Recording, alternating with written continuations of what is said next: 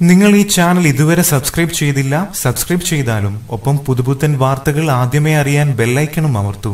പുൽവാമ ഭീകരാക്രമണത്തെ തുടർന്ന് ഇന്ത്യ പാക് അതിർത്തിയിലെ സംഘർഷ സാഹചര്യം ഒഴിവാക്കാൻ സമാധാനത്തിന് ഒരവസരം തരണമെന്ന അഭ്യർത്ഥനയുമായി പാക് പ്രധാനമന്ത്രി ഇമ്രാൻഖാൻ. പുൽവാമ ഭീകരാക്രമണത്തിൽ ഇന്ത്യ വ്യക്തമായ തെളിവുകൾ സമർപ്പിച്ചാൽ എത്രയും പെട്ടെന്ന് നടപടികൾ സ്വീകരിക്കാമെന്നും തന്റേത് വെറും വാക്കല്ലെന്നുമാണ് ഇമ്രാൻഖാൻ ട്വിറ്ററിൽ കുറിച്ചത്. പഠാന്റെ മകനാണെങ്കിൽ പുൽവാമ ഭീകരാക്രമണത്തിന്റെ ഉത്തരവാദികളെ നിയമത്തിന് മുന്നിൽ കൊണ്ടുവരണമെന്ന് ഇന്നലെ നരേന്ദ്രമോദി രാജസ്ഥാനിൽ നടന്ന റാലിക്കിടെ വെല്ലുവിളിച്ചിരുന്നു. ഇതിനു പിന്നാലെയാണ് ഇമ്രാൻഖാന്റെ പ്രതികരണം. പാകിസ്ഥാൻ പ്രധാനമന്ത്രിയായി അധികാരമേറ്റ സമയത്ത് അഭിനന്ദിക്കാനായി വിളിച്ച മോദി ദാരിദ്ര്യത്തിനും ഭീകരതയ്ക്കുമെതിരായി നമുക്ക് ഒന്നിച്ചു പോരാടുമെന്ന് ആശംസിച്ചപ്പോൾ താൻ ഒരു പഠാന്റെ മകനാണെന്നും സത്യത്തിൽ ഉറച്ചുനിന്ന് മാത്രമേ താൻ സംസാരിക്കുകയും പ്രവർത്തിക്കുകയും ചെയ്യുകയുള്ളൂ എന്നായിരുന്നു ഇമ്രാൻഖാന്റെ മറുപടി. ഈ വാക്കുകൾ ഓർത്തെടുത്തായിരുന്നു മോദിയുടെ പ്രസംഗം. ആഗോളതലത്തിൽ ഭീകരവാദത്തിനെതിരായ വികാരം രൂപപ്പെടുകയാണെന്നും പുൽവാമ ആക്രമണത്തിന്റെ ഉത്തരവാദികൾ ശിക്ഷിക്കപ്പെടണമെന്ന നിലപാടുമായി ഇന്ത്യ മുന്നോട്ടു പോകുകയാണെന്നും രാജസ്ഥാനിൽ നടന്ന റാലിയിൽ മോദി വ്യക്തമാക്കിയിരുന്നു. കണക്കുകൾ ഇത്തവണ തീർക്കുക തന്നെ ചെയ്യും. ഒരുപാട് മാറ്റങ്ങൾ വന്ന ഇന്ത്യയാണിത്.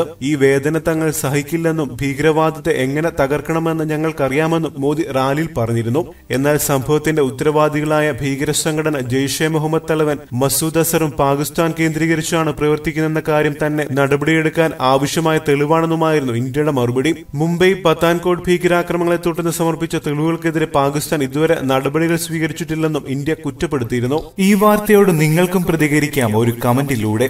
അതുപോലെ പുതിയ വാർത്തകൾക്കും സിനിമാ വിശേഷങ്ങൾക്കും സബ്സ്ക്രൈബ് ചെയ്യുക. നന്ദി.